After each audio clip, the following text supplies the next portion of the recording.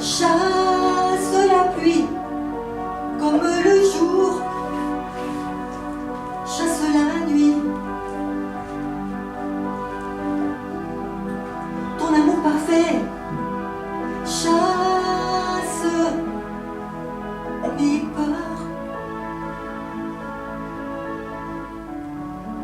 Quand à l'horizon je ne vois plus rien, que la nuit m'entoure, que j'ai du chagrin. Tu prends ma main et tu m'attires à toi. Oui, je crois en ton amour pour moi. Oui, je crois en ta fidélité. Tes promesses envers moi ne failliront jamais. Quand le chemin rempli de ronces blesse mes pieds et que je tombe, ton amour me relève, je continue à avancer. Quand les ténèbres m'environnent et que ma nuit se fait profonde, ta parole est une lampe à mes pieds. Oui, je crois en ton amour pour moi. Oui, je crois en ta fidélité. Tes promesses envers moi ne failliront jamais.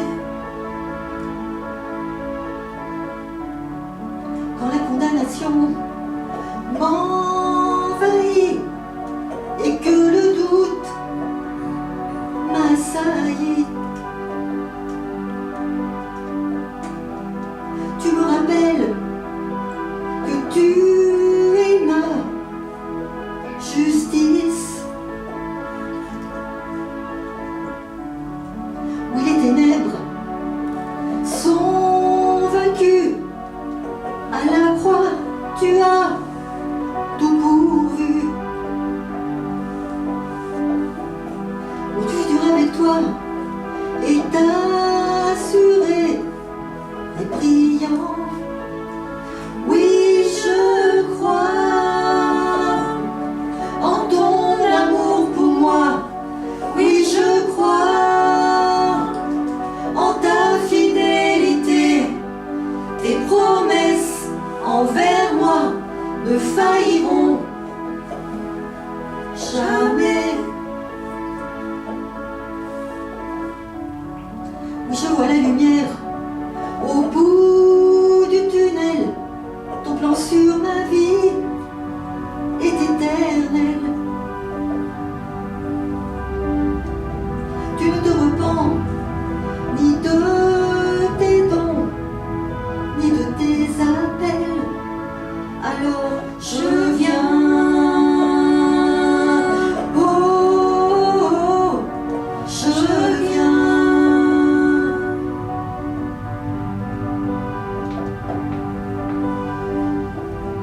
Ton amour est réel et ta grâce éternelle.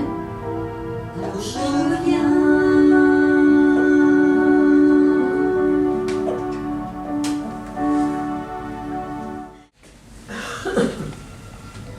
Que le nom du Seigneur soit béni.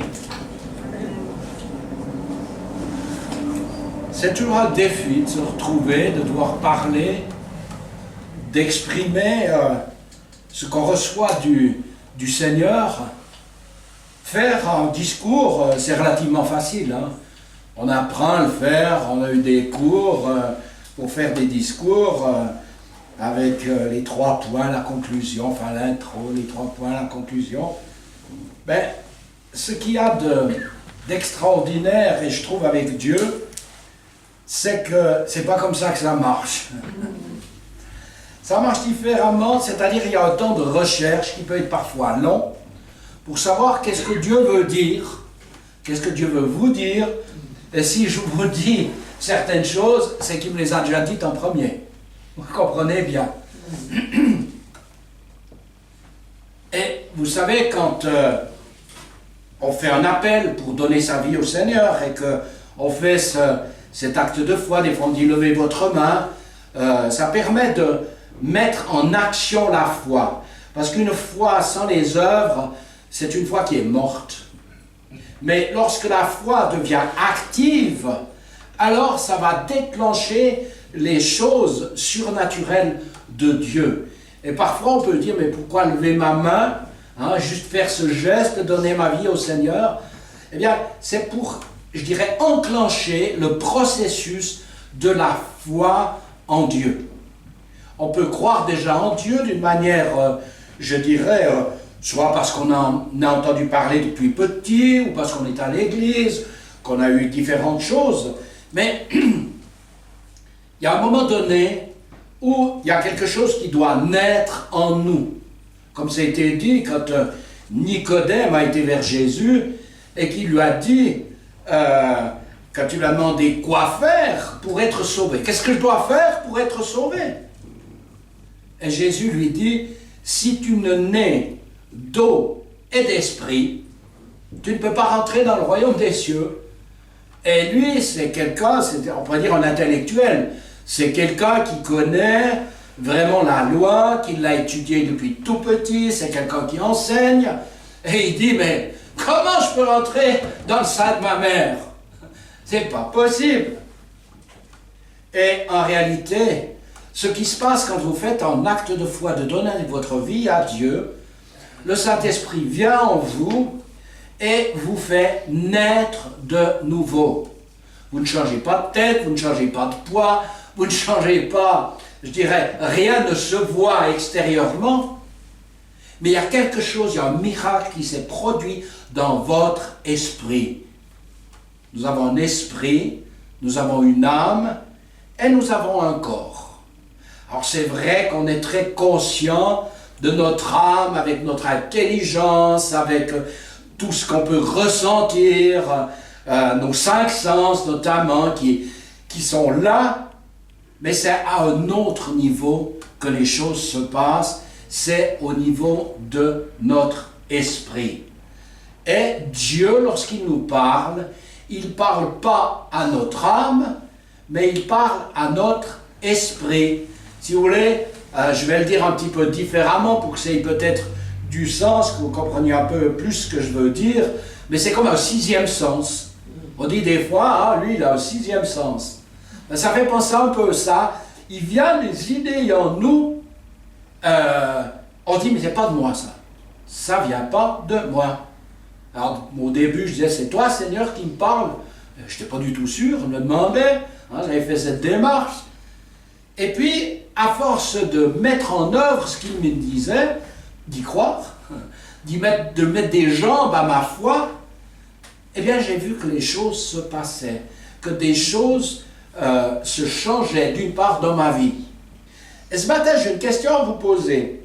Après ce préambule, la question que le Seigneur m'a donnée pour vous, bien entendu pour moi, je vais déjà parler d'un mot, le terme convertir.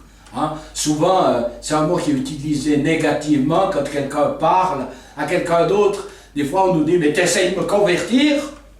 Moi, je peux convertir personne. Heureusement, heureusement.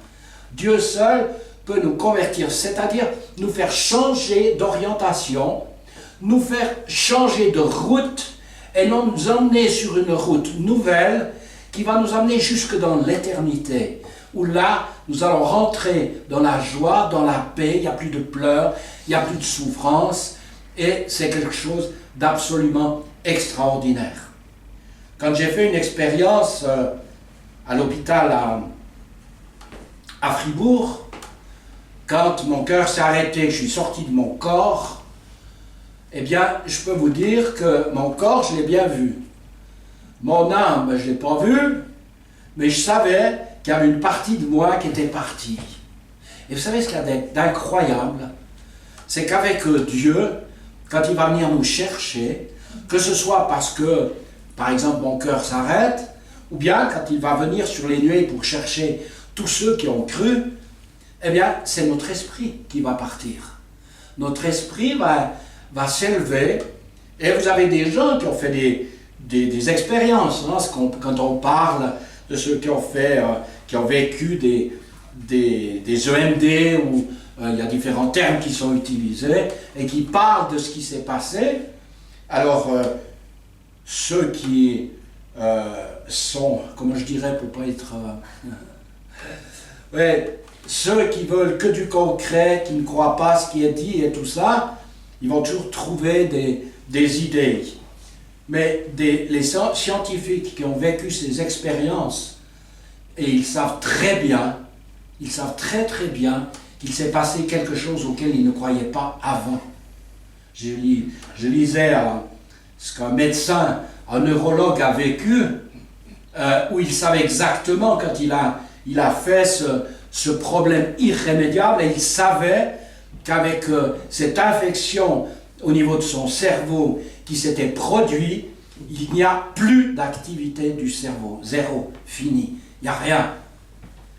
Et quand il est sorti et qu'il a fait cette expérience et qu'il est revenu, sa vie a été complètement changée parce qu'il a découvert qu'il y a un autre monde. Il a découvert que ce qu'il avait toujours dit, quand ses patients étaient venus lui dire, avant, quand quelqu'un disait à un médecin, souvent, il disait mais oui, on connaît ça, vous avez rêvé, ou vous étiez, mais vous étiez bien là, ça ne s'est pas passé. Aujourd'hui, on le sait. Ça me fait penser, vous savez qu'il y a une partie de la population, à peu près 7% de la population, qui croit toujours que la Terre est plate. Ouais, mais 7%, c'est leur droit. C'est vrai, quand ils regardent, ils voient que c'est plat, mais s'ils s'élèvent assez haut, ils verront si elle est plate ou si elle est ronde. Mais avec Dieu qui a créé toutes choses, qui a créé ce monde, qui a mis en place l'univers, ou je dirais les univers qu'on explore maintenant, avec les moyens d'aujourd'hui, les gens sont stupéfaits. J'ai découvert qu'une étude qui a été faite, 53% des scientifiques croient à l'existence de Dieu. C'est impressionnant. On pourrait se dire, les scientifiques, ils voient que comme ça, et puis ils rejettent Dieu. Eh bien, peut-être au début, quelqu'un a dit, je ne me souviens plus si c'est pas Einstein, qui a dit, un peu de science éloigne de Dieu, mais beaucoup de science prouvent l'existence de Dieu. Et pourquoi je vous dis ça? Parce que quand Dieu fait cette œuvre de nous sauver, quand vous avez pris cette décision de donner votre vie à Christ, Dieu a fait cette nouvelle naissance dans votre esprit. Mais on a une âme, où il y a notre intelligence, où il y a plein de choses. Alors ma question que le Seigneur m'a posée, il me dit, mais est-ce que ton âme est convertie? Est-ce que ta manière de penser s'est convertie aussi? Alors là, c'est une autre paire de manches. Parce que ce n'est pas quelque chose qui se passe, je dirais, instantanément, comme au niveau de notre esprit, mais nous avons besoin que le Saint-Esprit, au travers de la parole de Dieu, au travers de la Bible, vienne nous faire voir différemment plein de choses. Nous apprenne à vivre dans cette foi en Dieu. Et il y a un homme qui a fait une expérience qui était particulière, vous avez entendu parler de lui. Il s'agit d'un homme qui, quand il avait à peu près 80 ans, eh bien Dieu parle à cet homme et lui dit, tu vas avoir un fils.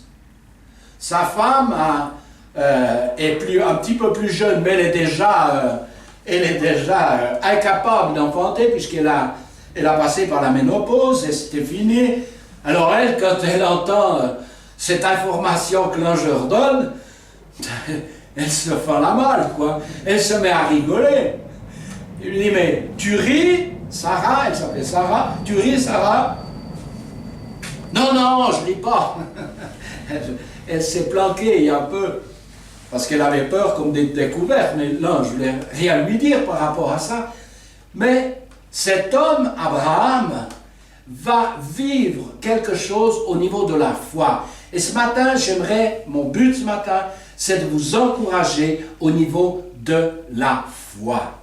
La foi, quand vous avez reçu le Seigneur, il vous a donné une mesure de foi. Il vous a donné comme un trésor en vous, et ce trésor, il est complet. Vous avez reçu toute la foi que vous avez besoin. Et si on prend dans Marc 9 ou dans Matthieu 17, l'expérience où cet homme dit, parce que son fils tombait, il faisait comme des crises d'épilepsie, où il a dit « augmente-nous la foi ».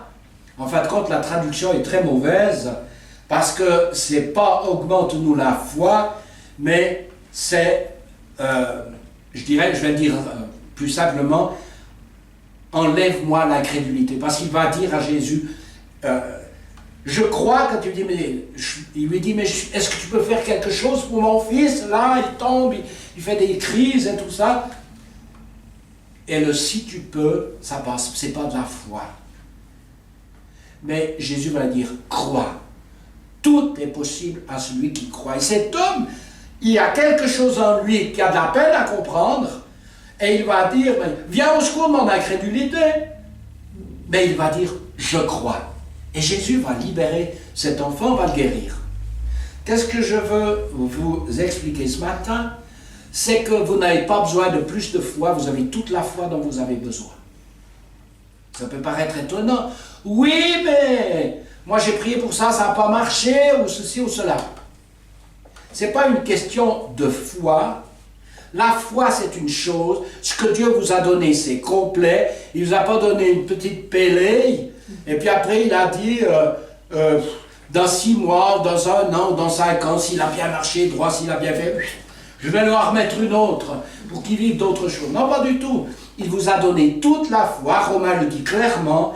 Il nous a donné à chacun sa mesure de foi, la mesure de foi dont on a besoin pour vivre tout ce qu'on a besoin de vivre.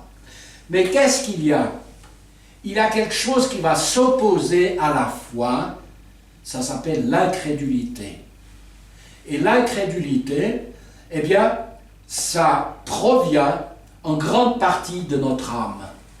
Parce que notre âme, elle veut comprendre, elle veut savoir, elle a tout un tas de connaissances, et il y a des fois, ou très souvent, beaucoup de connaissances qu'on a qui s'opposent à ce que dit la parole de Dieu.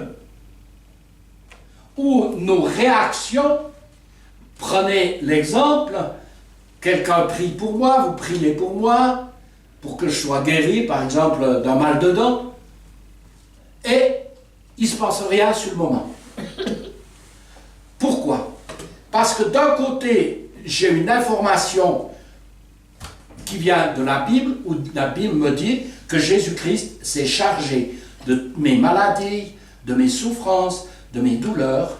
C'est écrit, ça a été vérifié, Jésus l'a démontré tout au long de son ministère, ça a été démontré après par les apôtres, et puis aujourd'hui, on vit encore des miracles. On a vu une délivrance le mardi soir, où une jeune fille de 17 ans avait touché à des choses occultes et eu des relations qui l'avaient vraiment polluée, et cette jeune, d'un coup, a été projetée de son siège. Elle était assise là, on n'avait pas prié pour elle, on était simplement en train de louer le Seigneur, et d'un coup elle était projetée par terre, elle hurlait, et elle a passé par une véritable délivrance. Quand ça s'est fini, au bout de quelques minutes, elle était complètement délivrée, et le lendemain, elle nous disait, mais wow, je ne pensais jamais que quelque chose comme ça allait se passer, mais elle a vécu ça. Et ça devient une réalité pour elle. Quelque chose qui paraissait, quand on parle des démons ou autres, qu'est-ce que c'est? Des fois on a des représentations, des fois il y a même des gens qui se mettent des cornes et autres. J'aime mieux pas être à leur place. Ils ne savent pas ce qu'ils font. Hein? Pour rire. Moi j'ai un ami joint une photo de sa fille pour la période du mois de novembre, où elle s'était déguisée avec des cornes diaboliques et tout ça. Je dis, mais c'est leur liberté. Mais après, ces jeunes commencent à mal tourner, ils commencent à devenir dépressifs. Et qu'est-ce qui se passe? Ils ont ouvert une porte et il s'est passé quelque chose. Alors, je ne suis pas là pour vous parler de ça, mais je suis là pour vous parler que la puissance de Dieu agit toujours. Je pourrais vous donner des quantités de témoignages. Je vais vous en donner un pour vous parler de la foi et de l'incrédulité. Il y a un homme qui est venu en Suisse, qui a été mis en prison pour exercice illégal de la médecine. Ça, c'est vieux. Hein. Ça fait, je pense, pas loin, peut-être 80 ans à peu près, 70-80 ans, qui était venu en Suisse. Et cet homme, c'est Smith Wigglesworth. Et cet homme avait un ministère de puissance extraordinaire. Un jour, ça c'était en Angleterre ou en Irlande, je ne me souviens plus exactement où c'était, les gens avaient cette conviction ou cette croyance que le premier qui allait venir pour qu'on prie, il allait être guéri. Et puis, il y avait une dame très âgée qui avait un cancer et qui avait le ventre qui était comme une femme enceinte. Et puis, il y avait deux de ses amis qui l'avaient amené. Et quand il a dit qu'il allait prier, elles l'ont soulevé, elles l'ont emmené jusque sur l'estrade. Et imaginez la scène. Elle est sur l'estrade, et puis Smith proclame au nom de Jésus la victoire et la guérison de cette femme, et il dit, lâchez-la, une grand-maman. Et paf, elle tombe par terre. Relevez-la. Déjà, ça commençait à murmurer, je vous dis, dans l'auditoire. Les dames relèvent la grand-maman. Lâchez-la. Il y a un gars dans les... Mais qu'est-ce que vous faites? Vous êtes complètement cinglés, mais arrêtez ces conneries et tout ça. Il gueule et tout. Il dit, taisez-vous, je fais et je sais ce que je fais. Je ne sais pas si vous étiez là. Moi, j'ai vu, je pourrais vous donner ce témoignage, j'ai vu quelque chose de similaire en Afrique. Et la troisième fois, il dit, levez-vous, levez-la, tenez-la. Et il dit, lâchez-la. Non, non, non, non, ne peut pas la lâcher. Lâchez-la, je vous l'ordonne. Il la lâche. Son cancer est tombé sur l'estrade. Elle était totalement guérie. Elle est repartie en marchant. Et c'était Andrew Wommack qui racontait ce témoignage, je l'avais déjà entendu. Mais qu'est-ce qui s'est passé?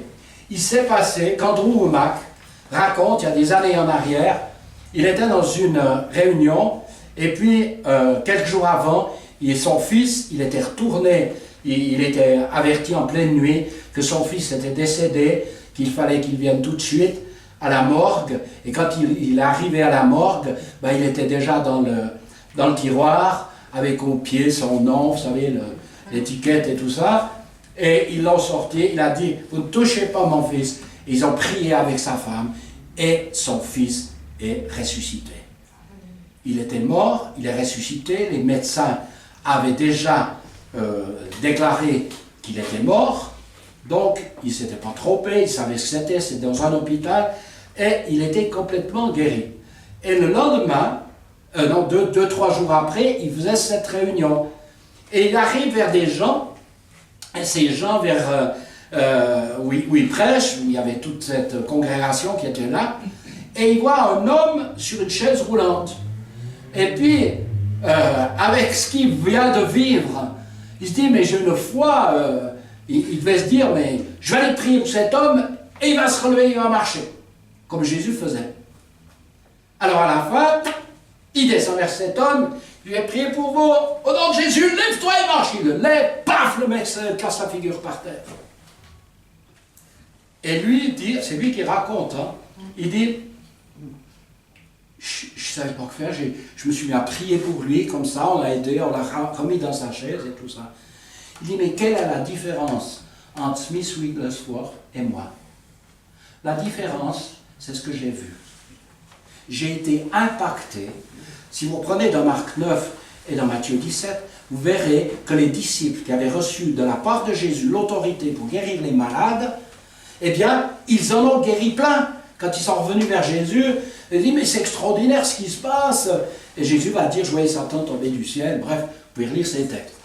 Et, quelque temps après, ils se retrouvent devant ce jeune, ils prient pour lui. Le jeune a une crise, il tombe par terre, et puis d'un coup, ils n'arrivent pas à le libérer. Ils ne comprennent pas ce qui se passe. Qu'est-ce qui s'est passé? C'est qu'il y a quelque chose qui est venu s'opposer à leur foi. C'est ce qu'ils ont vu. Ils ont vu. Et ça a eu plus d'autorité que la foi. Si je prenais quelqu'un, si je disais à ma femme, bon ben, moi je suis un peu trop gros et trop lourd, mais que moi je sois l'incrédulité et puis elle soit la foi, si elle veut m'amener, par exemple, vers le piano, et puis que moi, je veux partir de l'autre côté, qu'est-ce qu'on va faire? Si on tire, moi, si je tire avec mes deux mains de la même force, il ne se passe rien. On reste sur place. Et qu'est-ce qui s'est passé? Il s'est passé que lui raconte qu'il a découvert que l'incrédulité, ce n'est pas un manque de foi. Moi, on m'a toujours dit ça, j'ai cru ça pendant des années et des années. Non, ce n'est pas un manque de foi. C'est que l'incrédulité, c'est une autre information qui vient contrecarrer ce que la Bible dit. Et pourquoi j'ai pris cet exemple dans les Romains au chapitre 4, et c'est donc Abraham, alors il est dit, il est notre Père devant celui auquel il a cru. Dieu donne la vie aux morts et qui appelle les choses qui ne sont point comme si elles étaient, espérant contre toute espérance. Il a reçu, il y a presque 20 ans qui se sont passés depuis qu'il ait la promesse. On aurait pu dire, dis donc, t'es complètement marteau, toi. Tu continues de croire, mais ça ne marche pas, ça n'a pas marché. Ben non. Espérant contre toute espérance. Il crut en sorte qu'il devint père d'un grand nombre de nations, selon ce que lui avait été dit. Telle sera ta postérité. Il n'y a pas d'enfant, et on lui parle d'une postérité. Il y a de quoi de... Hein? Et qu'est-ce qu'il va dire? Et sans faiblir dans la foi, il ne considéra point que son corps était déjà usé. Hein, c'est marqué, sa femme, elle ne pouvait déjà plus enfanter, c'était fini depuis longtemps, hein, puisque lui, il arrive à 100 ans presque, et puis sa femme, plus de 80 ans, plus de 80 ans, pardon, j'ai été tellement d'années en France que je parle encore comme ça. Il ne considéra point que son corps était déjà usé, puisqu'il avait près de 100 ans, et que Sarah n'était plus en état d'avoir des enfants. Il ne douta point par incrédulité au sujet de la promesse de Dieu, mais il fut fortifié par la foi, donnant gloire à Dieu, et ayant la pleine conviction que ce qu'il promet, il peut aussi l'accomplir. C'est pourquoi cela lui fut imputé à justice. Donc, quand on a quelque chose, on va aller prier pour quelqu'un, par exemple, eh bien, parfois, dans notre tête, on peut se dire, oui, mais je ne sais pas si j'ai la foi, je ne sais pas si j'en ai assez. Commencez par dire, merci Seigneur, j'ai toute la foi dont j'ai besoin pour accomplir ton œuvre, pour te laisser agir. La foi, vous l'avez. Ce n'est pas vous qui avez décidé, c'est lui qui vous l'a donné. Donc c'est un cadeau. On peut lui dire merci pour la foi qu'on a. Non? Peut-être? Mais il va donner gloire à Dieu. Il va se fortifier. Et vous savez, on a besoin de convertir vraiment notre âme, notre façon de voir, notre façon de penser. Parce qu'à un moment donné, si la parole de Dieu a plus d'autorité que toutes les informations que je peux avoir, eh bien cette parole, elle va agir et je vais voir ce que Dieu m'a dit que j'allais voir. Je pourrais vous donner plein de témoignages, plein de témoignages de toutes sortes. Quand je donne juste celui-là, quand j'étais en Afrique, et puis on était sur une estrade, il y avait à peu près une 30 000 personnes qui étaient là, donc une grande foule, et au milieu de cette foule, il y avait un garçon qui était sur il était grabataire, hein, sur une espèce de natte. Et puis quand, c'est pas moi qui prêchais, mais quand le prédicateur, M. Jaillet, a dit maintenant je vais prier pour les malades. Si vous êtes sourd des deux oreilles, ben, vous ne pouvez pas m'entendre. Donc, celui qui est à côté, qui l'a amené, vous mettrez vos mains sur ses oreilles. Ou si vous êtes aveugle d'un œil, eh bien, mettez votre main sur l'œil. Ou si vous êtes complètement aveugle sur les deux. Et puis, si vous ne pouvez pas bouger un bras, ben, vous commencerez à le bouger après la prière. Et si vous êtes paralysé, eh bien, levez-vous. Et là, je suis sur l'estrade. Et je faisais des photos aussi de ces rencontres. Et là, un jeune, mais épais comme une lame de couteau, il avait des jambes, c'était des baguettes. Mais des baguettes, on voyait dans son pantalon après. Et je vois ceux qui étaient là pour gérer un peu la foule et tout ça, qu'ils l'attrapent, qu'ils le tiennent debout. Moi, je suis en face. Et je lis sur les lèvres, parce qu'on arrive, hein, quand on a l'habitude un peu, marche au nom de Jésus. Il le pousse, bring, il tombe par terre. Moi, je vous dis, j'ai eu un haut le cœur. Hein. Je me suis dit, mais ça ne va pas. Il le relève. Il le remet debout. Et il recommence. Alors moi, j'essaie de descendre de l'estrade pour arrêter. Je me dis, mais ils sont complètement cinglés, ils vont tout le casser, le gaillard. Ben oui. Je veux descendre, il y a tellement de monde massé contre, je ne peux pas passer. Je remonte, et je priais, je dis, mais Seigneur, qu'ils arrêtent. Marche au nom de Jésus.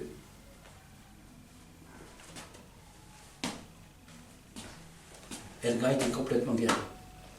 J'avais les photos, j'ai vu ce jeune, complètement guéri. Depuis des années qu'il était grabataire. Et là, j'ai dit, Seigneur, je crois pour de la foi. Et là, j'ai compris combien ce qui s'opposait, pourquoi je ne voyais pas plein de choses, c'est à cause de ce qui se passait entre mon âme. Et si mon âme n'accepte pas, parce que là, c'est ce que la Bible appelle le renouvellement de l'intelligence, alors une autre intelligence, c'est-à-dire que la parole de Dieu prend de plus en plus autorité en nous, et nous allons voir de plus en plus des choses se passer. Alors, je pourrais aller beaucoup plus loin, le temps passe, vous êtes bien sage, mais ce que je veux vous dire, gardez ça. Vous avez reçu la foi dont vous avez besoin pour faire ce que vous avez à faire. Maintenant, vous allez trouver en vous une autre loi, cette loi qui va s'opposer à vous, c'est votre intelligence, c'est votre raisonnement. Oui, mais c'est pas possible, je ne sais pas assez prier, ou je ne suis pas assez ça, ou je ne suis pas ceci, ou je ne suis pas cela. Non. Si vous regardez à vous, vous ne ferez rien. Mais si vous regardez à celui qui a commencé une œuvre extraordinaire en vous, si vous avez une Bible, lisez le premier chapitre des Éphésiens, vous verrez tous les trésors que Dieu vous a donnés. Vous avez un trésor extraordinaire, puisez dedans. Amen. Amen. Seigneur, je veux bénir mes frères et sœurs. Je veux bénir chacun et chacune. Et Seigneur, je pense aussi à ceux qui sont dans des bagarres maintenant. Parce qu'il y a des choses qui ont de la peine à changer. Et Seigneur, qui sont dans un conflit intérieur entre leur âme et leur esprit. Eh bien, Seigneur, je te loue. Parce que, Seigneur, il reste ferme comme pour Abraham. Il ne s'est pas découragé. Je suis sûr qu'il y a des jours où il avait des découragements. Mais il a gardé dans son cœur et il est revenu toujours à cette victoire, toujours à ces paroles qui lui avaient été dites. Il a continué de les croire et il a vu le résultat. Il a vu la puissance de Dieu. Sa femme a pu mettre au monde un enfant, Seigneur, alors qu'elle avait plus de 80 ans. Eh bien, Seigneur, merci. Et je prie pour mes frères et sœurs. Je prie pour chacun ici. Que ta grâce visite chacun. Que ta parole puisse prendre de plus en plus autorité dans leur vie, afin qu'ils puissent vivre tout ce que tu as prévu pour eux, parce que tu as prévu plein de choses extraordinaires, Seigneur, mais c'est vrai aussi, il y a des moments difficiles, c'est vrai aussi, il y a des moments de bagarre, c'est vrai, tout, on n'est pas en train de voler au-dessus des problèmes, mais Seigneur, on en sort toujours avec toi, parce que tu nous as jamais lâchés, et tu nous lâcheras jamais. On t'en remercie, Père, au nom de Jésus. Amen. Amen. Amen.